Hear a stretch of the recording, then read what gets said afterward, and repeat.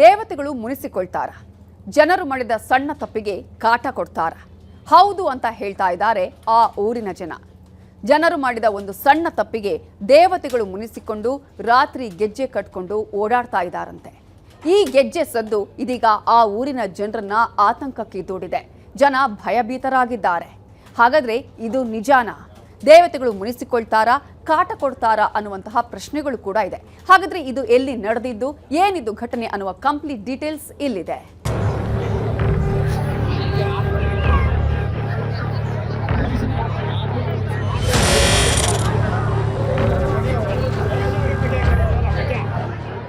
ಛಲ್ ಛಲ್ ಛಲ್, ಅದೇ ಶಬ್ದ ಈಗ ಎಲ್ಲರನ್ನ ಬೆಚ್ಚಿ ಬೀಳಿಸ್ತಿದೆ, ಎಲ್ಲರನ್ನೂ ಕಂಗಾಲಾಗೋ ಹಾಗೆ ಮಾಡಿದೆ. ಅದೇ ಶಬ್ದ ಈಗ ಒಂದೂರನ್ನೇ ತಲ್ಲಣಗೊಳಿಸಿದೆ. ಒಂದು ಬಾರಿ ಕೇಳಿ, ಒಂದೇ ಒಂದು ಬಾರಿ ಗಮನ ಇಟ್ಟು ಕೇಳಿ. ಗಮನ ಇಟ್ಟು ಕೇಳಿದ್ರೆ ಶಬ್ದ ಕೇಳಿಸೇ ಕೇಳಿಸುತ್ತೆ.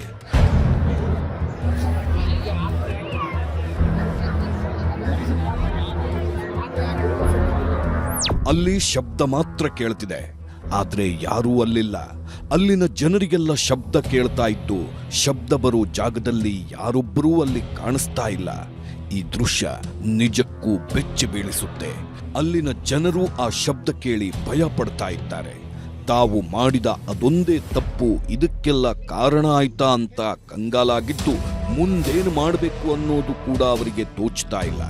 ಒಟ್ಟಿನಲ್ಲಿ ಇಡೀ ಗ್ರಾಮದಲ್ಲಿರೋದು ಕೇವಲ ಭಯ ಮತ್ತು ಆತಂಕ. ಛಲ್ ಛಲ್ ಛಲ್, ಬೆಚ್ಚಿ ಬೀಳಿಸ್ತಿದೆ ಆ ಶಬ್ದ. ಹಗಲು ರಾತ್ರಿ ಗೆಜ್ಜೆ ಶಬ್ದ, ಮುನಿಸಿಕೊಂಡ್ರ ದೇವತೆಗಳು. ಆ ತಪ್ಪೇ ಎಲ್ಲದಕ್ಕೂ ಕಾರಣವ ಗ್ರಾಮಸ್ಥರು ಹೇಳ್ತಾ ಇರೋದೇನು?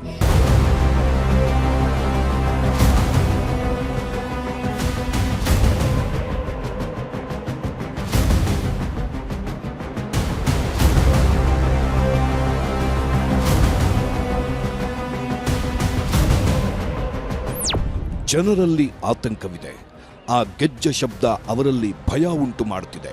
ಆ ಗೆಜ್ಜೆ ಶಬ್ದ ಕೇಳೋಕೆ ರಾತ್ರೋರಾತ್ರಿ ಒಂದಷ್ಟು ಮಂದಿ ನೆರೆದಿದ್ದಾರೆ.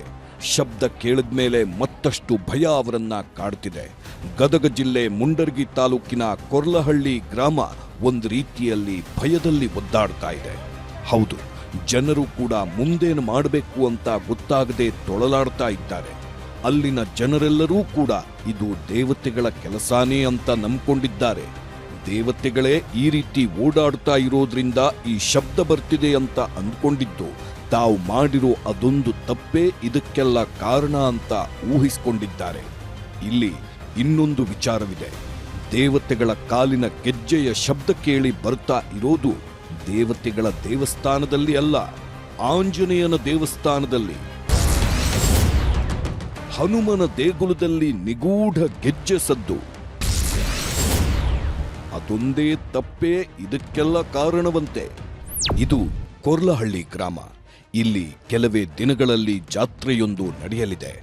ಊರ ದೇವತೆಗಳನ್ನ ಇಟ್ಕೊಂಡು ಜಾತ್ರೆ ಮಾಡ್ತಾರೆ ಆ ಊರಿನ ಗ್ರಾಮಸ್ಥರು. ಜಾತ್ರೆಗೆ ಎಲ್ಲ ತಯಾರಿ ನಡೆಯುತ್ತಿದೆ.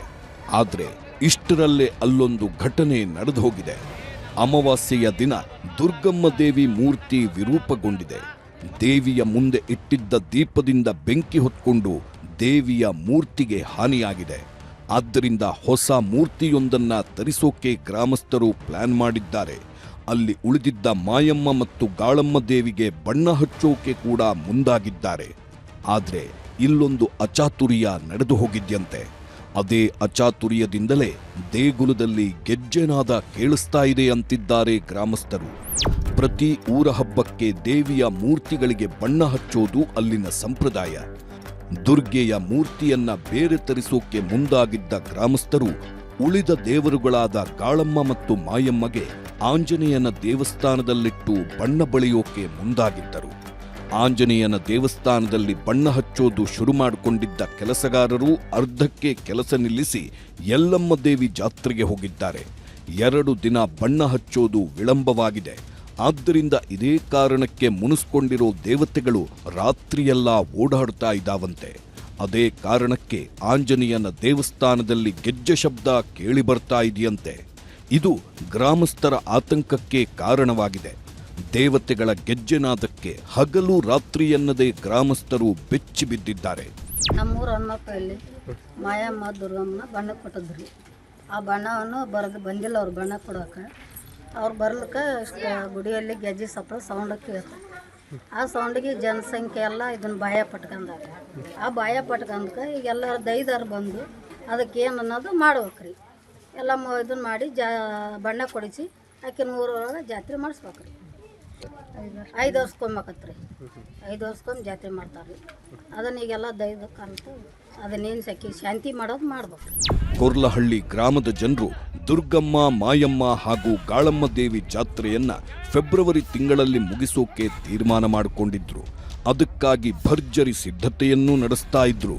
ದುರ್ಗಮ್ಮ ದೇವಿ ದೇವಸ್ಥಾನದ ಕಟ್ಟಡ ಮುಗಿಸಿ ಹೊಸ ಮೂರ್ತಿ ತಂದು ಪ್ರತಿಷ್ಠಾಪನೆ ಮಾಡಲು ಸಿದ್ಧತೆ ಮಾಡಿಕೊಂಡಿದ್ರು. ಆದರೆ ಈಗ ಗ್ರಾಮದ ಆಂಜನೇಯನ ದೇವಸ್ಥಾನದಲ್ಲಿ ಗೆಜ್ಜೆನಾದ ಬರುತ್ತಿದ್ದಂತೆ ಗ್ರಾಮದಲ್ಲಿ ಭಯದ ವಾತಾವರಣ ನಿರ್ಮಾಣವಾಗಿದೆ. ದೇವಸ್ಥಾನದಿಂದ ಶುಕ್ರವಾರ ಏಕ ಗೆಜ್ಜೆ ಸಪ್ಪಡ್ರಿ. ಇಡೀ ಊರು ಜನ ಎಲ್ಲ ಬಂದು ನೋಡಿದ್ರು. ನಾವು ಇಲ್ಲೇ ಹನುಮಪ್ಪನ ಗುಡಿ ಎದುರಿಗೆ ಇದ್ವಿ. ಹನುಮಪ್ಪನ ಗುಡಿಯಾಗ ತಂದಿಟ್ಟಾರ. ದುರ್ಗಮ್ಮ ಮಾಯಮ್ಮ ತಂದರಿಲ್ಲ. ಇಲ್ಲೇ ಏಕ ಬರೀ ಗೆಜ್ಜೆ ಸಪ್ಪಡ್ರಿ. ಬೆಸ್ತಾರ್ಲಿದ್ದ ನಿನ್ನೆ ರಾತ್ರಿವರೆಗೆ ಈಗ ಮುಂಜಾನೆವರೆಗೆ ಬರೀ ಗೆಜ್ಜೆ ಸಪ್ಪಾಗಕತ್ತೈತ್ರಿ. ಹನುಮಪ್ಪನ ಗುಡಿ ತಂದಿಟ್ಟಾರ. ಈಗ ಮತ್ತೆ ಎಲ್ಲಮ್ಮ ಜಾತ್ರೆ ಮಾಡ್ಬೇಕಂದ್ರೆ ಆ ಸಮಸ್ಯೆ ಐತೋ ಏನೈತೆ ಆಯ್ತಂತೂ ಏಕ ಅಡ್ಡಾಡಕತ್ತಾಡ್ರಿ. ಇಲ್ಲಿ ಹನುಮಪ್ಪನ ಗುಡಿಯಾಗ ಬಣ್ಣಕ್ಕಂತೂ ಇಟ್ಟಾರಕ್ಕಿಂತ. ಕೊರ್ಲಹಳ್ಳಿ ಗ್ರಾಮಸ್ಥರು ಭಯದಲ್ಲೇ ಒದ್ದಾಡ್ತಾ ಇದ್ದಾರೆ. ಶಬ್ದ ಕೇಳಿ ಬರ್ತಾ ಇರೋ ಕಾರಣದಿಂದ ಆಂಜನೇಯ ದೇವಸ್ಥಾನವನ್ನ ಟಾರ್ಪಲ್ನಿಂದ ಮುಚ್ಚಲಾಗಿದೆ. ದೇವಸ್ಥಾನಕ್ಕೆ ಯಾರೂ ಹೋಗದಂತೆ ಬಂದ್ ಮಾಡಿದ್ದಾರೆ. ಆಂಜನೇಯ ದೇವಸ್ಥಾನಕ್ಕೆ ಹೋಗಲು ಭಯಪಡುತ್ತಿದ್ದಾರೆ. ಕೆಲವರು ದೇವಸ್ಥಾನದ ಬಳಿ ಬಂದು ಶಬ್ದ ಬರುತ್ತೇನೋ ಅಂತ ಕೇಳಿಸಿಕೊಳ್ಳೋಕ್ಕೂ ಪ್ರಯತ್ನ ಪಡ್ತಾ ಇದ್ದಾರೆ. ಎಸ್, ದೇವಸ್ಥಾನದಲ್ಲಿ ಗೆಜ್ಜೆನಾದ ಕೇಳಿ ಬರ್ತಾ ಇದ್ದಂತೆ ಬಸವರಾಜ್ ಬಡಿಗೇರಿ ಎಂಬ ವ್ಯಕ್ತಿಯ ಮೈಮೇಲೆ ದೇವತೆ ಬಂದಿದ್ದಾಳಂತೆ. ಬೇಗ ಬಣ್ಣ ಹಚ್ಚೋ ಕೆಲಸ ಮುಗಿಸಿ ಜಾತ್ರೆ ಮಾಡಿ ಅಂತ ವಾರ್ನಿಂಗ್ ಕೊಟ್ಟಿದ್ದಾರಂತೆ. ಈ ಕೊರ್ಲಹಳ್ಳಿಯ ಪದ್ಧತಿ ಪ್ರಕಾರ ಯಾವುದೇ ಹೆಣ್ಣದೇವರು ಇದ್ರೂ ನಾವು ಇಲ್ಲಿ 5 ವರ್ಷಕ್ಕೊಮ್ಮೆ ಜಾತ್ರೆ ಮಾಡ್ತೀವಿ. ಈ ಹನುಮಪ್ಪನ ಗುಡಿಯಲ್ಲಿ ತಂದು ನಾವು ಆ ನಂತರ ಗಂಗೆಗೆ ಕರ್ಕೊಂಡೋಗಿ ಆಮೇಲೆ ದೇವರನ್ನು ಗದ್ದೆಗೊಳಿಸುವ ಕಾರ್ಯಕ್ರಮ ಇರ್ತೈತಿ. ಆದರೆ 2 ದಿವಸದ ಹಿಂದೆ ಸಣ್ಣ ಪುಟ್ಟ ಪ್ರಾಬ್ಲಮ್ ಆಗಿದ್ದಕ್ಕೆ ಇದನ್ನು ಸ್ವಲ್ಪ ಬಣ್ಣ ಹಚ್ಚೋದನ್ನು ನಿಂದಿರಿಸಿದ್ದಕ್ಕೆ ಈಗ ದೇವರೆಲ್ಲ ಗುಡಿಯಲ್ಲಿನ ಮತ್ತು ದುರ್ಗಮ್ಮಂದು ಪ್ರತಿಷ್ಠಾಪನೆ ಆಗ್ಬೇಕಾಯ್ತು. ಈಗ ತಂದಿಟ್ಟಿದ್ದಕ್ಕೆ ಸ್ವಲ್ಪ ಗೆಜ್ಜೆ ಸೌಂಡು ಬರ್ತಾ ಇದೆ. ಕೊರ್ಲಹಳ್ಳಿ ಗ್ರಾಮದಲ್ಲಿ ಶಕ್ತಿ ದೇವತೆಯ ಗೆಜ್ಜೆನಾದದಿಂದ ಗ್ರಾಮಸ್ಥರು ಬೆಚ್ಚಿ ಬಿದ್ದಿದ್ದಾರೆ. ಗ್ರಾಮದ ಆಂಜನೇಯನ ದೇವಸ್ಥಾನದಲ್ಲಿ ಶಕ್ತಿ ದೇವತೆ ಮುನಿಸ್ಕೊಂಡಿದ್ದಾಳೆ. ಹೀಗಾಗಿ ಗೆಜ್ಜೆನಾದದ ಮೂಲಕ ದೇವಿ ಗ್ರಾಮಸ್ಥರಿಗೆ ಎಚ್ಚರಿಕೆ ಕೊಟ್ಟಿದ್ದಾಳೆ ಅಂತ ಹೇಳಲಾಗ್ತಿದೆ.